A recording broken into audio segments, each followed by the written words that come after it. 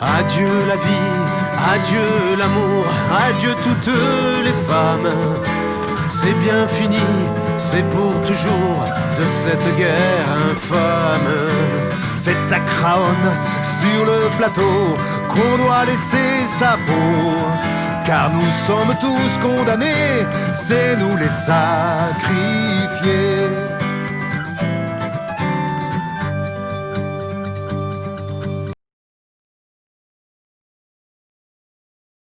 Bonjour à tous. Bonjour. Nous avons décidé de commémorer cette journée du 11 novembre 2020 en faisant une exposition en direct de notre salon. Pour ce faire, on va vous présenter une partie de notre collection. Nous espérons que cette vidéo va vous plaire, surtout n'hésitez pas à la partager. Alors Alessio, par quoi tu veux qu'on commence? Le casque Adrien. Tu sais pourquoi il s'appelle le casque Adrien? Non. Alors c'est le casque français et il tient son nom de son concepteur qui est le colonel d'intendance Louis Adrien. Alors il faut savoir qu'au début de la guerre, les Français n'avaient pas de casque, ils avaient des képis. Tu peux te rapprocher. Donc en 1914, quand la guerre commence, les Français sont équipés de képis. On se rend compte très rapidement qu'il y a beaucoup de blessés au niveau de la tête. Du coup, on décide en urgence d'équiper les soldats de ce qu'on appelle une cervelière. C'est une sorte de bol en fer qui se pose sous le képi. Mais les soldats se plaignent de maux de tête, c'est pas du tout confortable. Du coup, en 1915 est adopté le casque Adrien, qui fera donc toute la guerre de 14-18, mais qui sera encore en fonction durant la Seconde Guerre mondiale. Alors Alessio, est-ce que tu as remarqué quelque chose sur ces casques Adrien?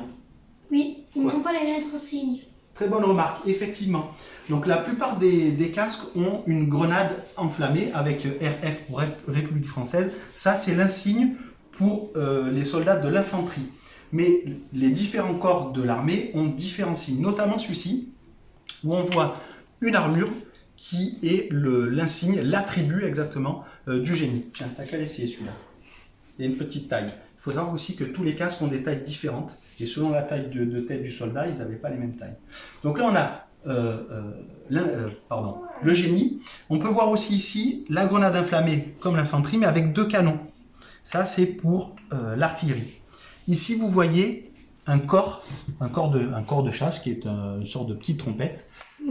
Ça, c'est pour les soldats, les chasseurs, comme les chasseurs alpins ou les chasseurs à pied.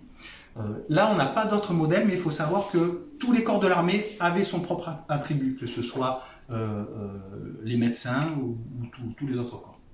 Il y en a un de différent. Effectivement, ce casque n'est pas un casque français, c'est le casque allemand, le Stellhelm, ce qui veut dire en allemand casque en acier. On voit qu'il est tout à fait différent que le casque Adrien, le casque français. Le casque français est en 3 parties, là c'est un seul morceau. Et est-ce que tu remarques quelque chose de particulier sur ce casque? Oui, il a des boulons. Voilà, on voit qu'il y a 2 boulons.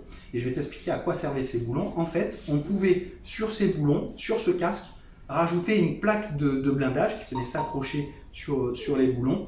Et cette plaque de blindage permettait aux soldats qui étaient des guetteurs d'éviter de prendre un tir direct et que ça traverse le casque et qu'il soit mort.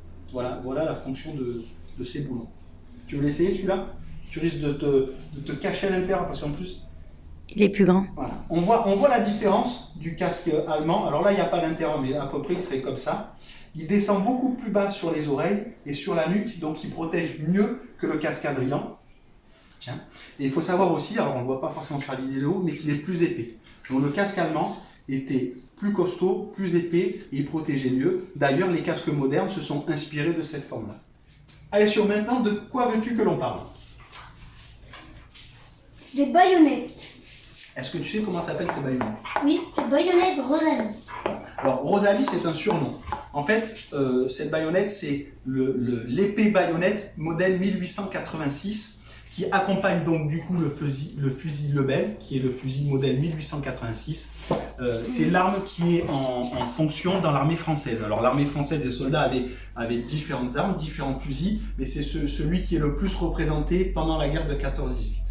Et donc la baïonnette Rosalie, on l'appelle Rosalie parce que c'est un nom affectif qu'ont donné les soldats à leur baïonnette. Rosalie, c'est un prénom qui était un petit peu à la mode à l'époque. Et vu qu'il avait toujours auprès d'eux, c'était un petit peu comme leur compagne pendant le conflit. Est-ce que tu as remarqué certaines choses sur ces baïonnettes? Oui, et ils n'ont pas la même forme ici. Très bonne remarque, effectivement. Donc ça, on appelle ça un quillon, tu vois. Donc sur ce modèle, il y a un quillon, et là, sur celui-là, il n'y en a plus du tout, il a été coupé. Alors en fait, il a été coupé pour différentes raisons. Premièrement, en temps de guerre, on a besoin de matières premières, donc l'acier, le fer, c'est très important parce qu'il faut fabriquer des armes, des casques, des munitions. Donc en coupant ce quillon, on économise un petit peu de matières premières et du coup on en a un peu plus pour faire autre chose. Mais il y a aussi une autre raison, un peu plus pratique. Sur le champ de bataille, on s'est rendu compte aussi que la baïonnette qui se portait à la ceinture s'accrochait dans les fils barbelés, par exemple, à ce quillon-là. Donc c'était pas très pratique. Donc on l'a supprimé parce que c'était pas pratique et par souci d'économie de matières premières. Maintenant, j'aimerais que tu me parles des poignards. Oui, effectivement, là on a deux modèles différents. On a les Français qui sont là et ça c'est un poignard américain.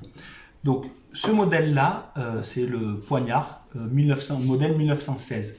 Et on appelle aussi le Vengeur de 1870. Il faut savoir qu'en 1870-1871, il y a une guerre qui a opposé la France et l'Allemagne, la France et la Prusse.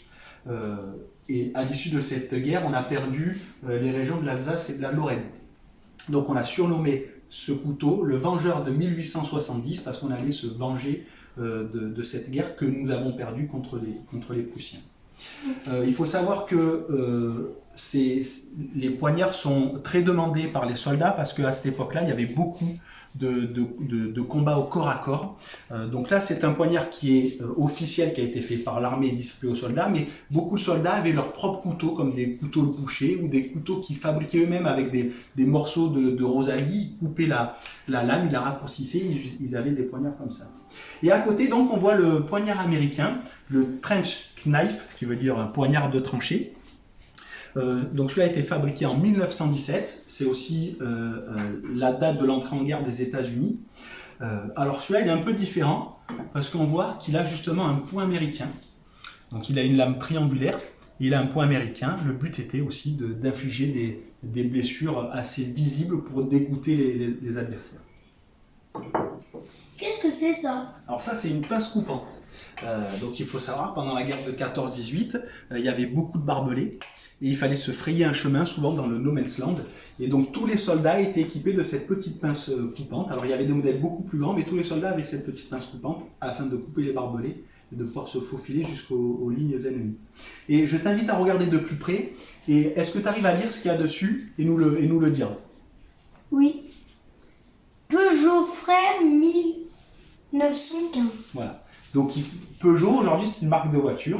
Mais il faut savoir qu'à l'époque, les usines étaient réquisitionnées et Peugeot a fabriqué des pinces coupantes pour l'armée française. Et donc 1915, c'est la date à laquelle a été fabriquée cette pince coupante. Alors allez, si on vient de l'autre côté, moi je vais faire autre chose. Tu vois tous ces petits objets? Là, ici, tous ces petits objets ici. On appelle ça de l'artisanat de tranchée. Donc il faut savoir que les soldats ne passaient pas tout leur temps à se battre, ils n'étaient pas toujours en première ligne. Donc ils avaient aussi du temps libre, ils allaient en arrière, c'est-à-dire dans des tranchées plus reculées ou dans des camps plus reculés, et certains mettaient en exercice leur talent et fabriquaient des objets. Donc là on voit des briquets par exemple, des bagues, ici on a un coquetier. Donc tous ces objets sont fabriqués avec des matériaux de récupération, donc que ce soit des douilles d'obus, du shrapnel, qui étaient des munitions allemandes, et ils fabriquaient notamment des petites bagues. Tiens, regarde celle-ci. Là, tu peux la mettre au doigt. Elles sont petites. Moi, ça représente un petit cœur. Donc, tu vois, ils fabriquaient ces petites bagues, et ils pouvaient les envoyer à leur chérie, à leur maman. Tu vois, et là, qu'est-ce que ça présente? Mais là, tu vois, ça représenterait comme une chevalière. Une chevalière, tu vois, c'est comme un peu la mienne, là. Une bague où on met nos initiales, sauf que là, elle n'a pas été gravée. Et là, on voit aussi des briquets. Pareil, tu vois. Tout ça, c'est fabriqué avec de la récupération. Et là, on a un petit coquetier pour mettre un œuf à la coque. Et on peut voir aussi, sous les casques, là, des grosses douilles d'obus du 75. C'est le calibre le plus répandu à cette époque-là. Et on voit qu'elles sont gravées. Celui-là aussi? Ouais, celui-là aussi. Normalement, ils sont tout lisses. Tu vois, normalement, les douilles d'obus, elles sont comme ça. Ils sont tout lisses. Et là, ce sont exactement les mêmes, sauf que là, ça a été gravé. Et là, ça sert après pour mettre des fleurs, par exemple. D'accord. Voilà, la vidéo est finie. On espère que ça vous plaira. Et surtout, j'espère que tu auras appris certaines choses. Oui, merci. Merci, à bientôt.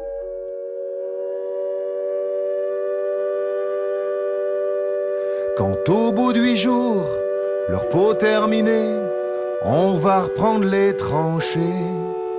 Notre place est si utile que sans nous, on prend la pile.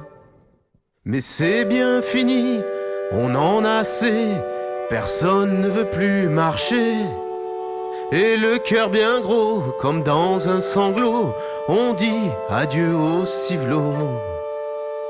Même sans tambour, même sans trompette, on s'en va là-haut en baissant la tête.